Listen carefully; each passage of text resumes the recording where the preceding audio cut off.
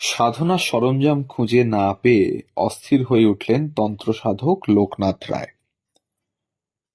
কোথায় হারালো তার ডামর গ্রন্থ, নরকপাল আর মহাশঙ্খের মালা?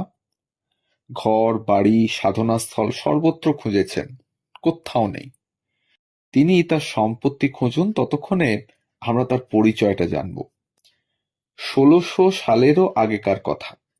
নদিয়ার চাকদহ থেকে পূর্ব বাংলায় এলেন রামসুন্দর দেব। আগে ছিলেন বিহারে, পদবী ছিল দেও।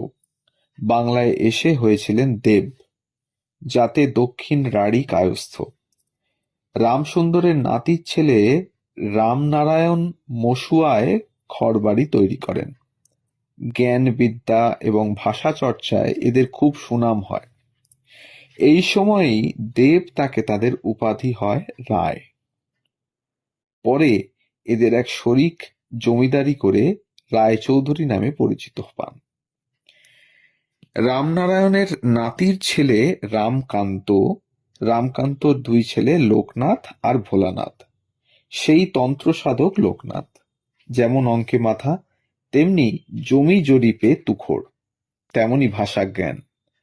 আরবি, ফার্সি আর সংস্কৃতে তার এমন দখল ছিল যে যে কোনো একটি ভাষার বই খুলে তিনি অনর্গল মুখে মুখে তর্জমা করে অন্য দুই ভাষায় লেখাটি বলে যেতে পারতেন। কিন্তু গড়পড়তা জীবন ছেড়ে তিনি বেছে নিয়েছিলেন শক্তি সাধনার পথ। নির্জন শ্মশানে নরকপাল, মানুষের অস্থিখণ্ড দিয়ে তৈরি মহাশঙ্খের মালা আর ডামর গ্রন্থ নিয়ে তিনি দিন কাটাতেন। ছেলেকে সংসারী করতে কৃষ্ণমণি নামে এক সুন্দরী মেয়ের সঙ্গে লোকনাথের বিয়ে দেন রামকান্ত। তাতেও ছেলের মন না ফেরায় তিনি সেই ডামর গ্রন্থ, নরকপাল আর মহাশঙ্খের মালা ভাসিয়ে দিলেন ব্রহ্মপুত্রের জলে। ফল হিতে বিপরীত। অনেক খুঁজেও কিছু না পেয়ে হতাশায় লোকনাথ বিছানা নিলেন। ৩ দিন একইভাবে শুয়ে থেকে তৃতীয় দিন দেহত্যাগ করলেন। স্ত্রী কৃষ্ণমণি তখন গর্ভবতী। মৃত্যুর আগে স্ত্রীকে আশীর্বাদ করেছিলেন, দুঃখ করো না, তোমার এই এক ছেলে থেকেই ১০০ হবে। স্বর্গত লোকনাথ রায়ের ছেলের নাম ছিল কালীনাথ রায়, কিন্তু লোকে তাকে ডাকত শ্যাম সুন্দর বলে। বাবার মতো ইনিও ছিলেন আরবি, ফার্সি, সংস্কৃত ভাষায় পণ্ডিত। শ্যামসুন্দরের ৮টি ছেলে মেয়ে হয়েছিল। সেই ৮টি ছেলে মেয়ের পরে হয়েছিল মোট ৫৩টি সন্তান। এই শ্যামসুন্দর ওরফে কালীনাথের তৃতীয় সন্তান, দ্বিতীয় পুত্র সন্তানের নাম কামদারঞ্জন।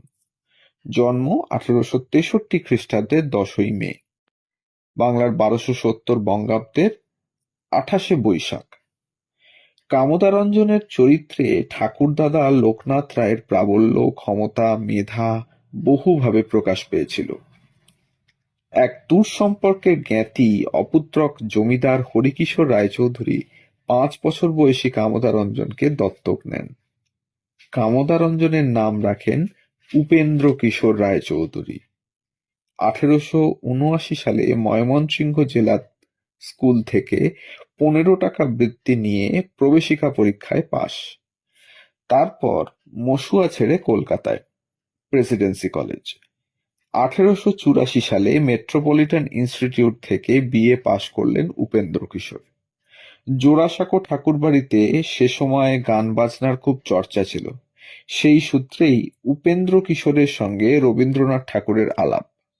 কলকাতায় এসে উপেন্দ্র কিশোর হাতে তুলে নেন ক্যামেরা। আলো ছায়ার রহস্য নানা পরীক্ষা নিরীক্ষা করতেন তিনি। তাঁর তোলা ছবি বিলেতের ছবি ছাপার জগতেও প্রশংসা পেয়েছিল। ছোটখাটো যন্ত্রপাতি নিয়ে বিজ্ঞান চর্চাও করতেন। মসুয়া থেকে এসে কলকাতার এক ছাত্রাবাসে থাকতেন।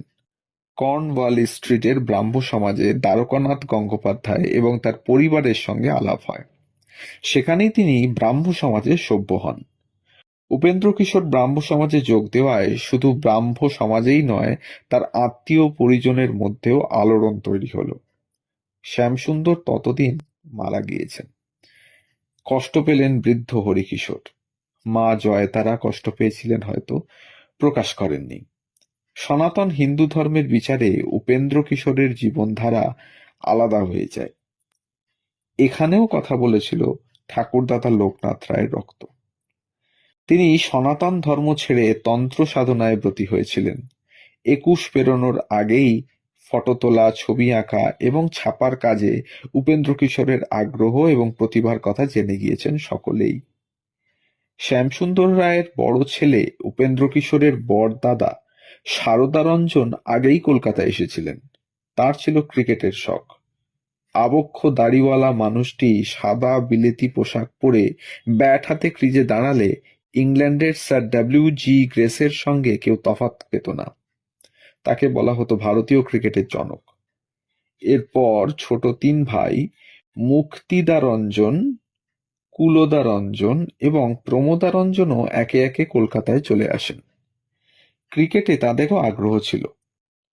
এদের বড় বোন গিরিবালার বিয়ে হয়েছিল ময়মনসিংহের নন্দী চৌধুরী বংশে, আর ছোট বোন মৃণালিনীর বিয়ে হয়েছিল ময়মনসিংহেরই আনন্দমোহন বসুর ভাইপো হেমেন্দ্রমোহন বসুর সঙ্গে।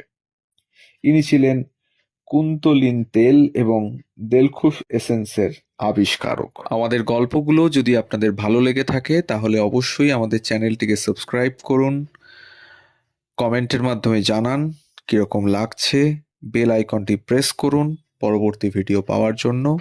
সবাই ভালো থাকুন, ধন্যবাদ।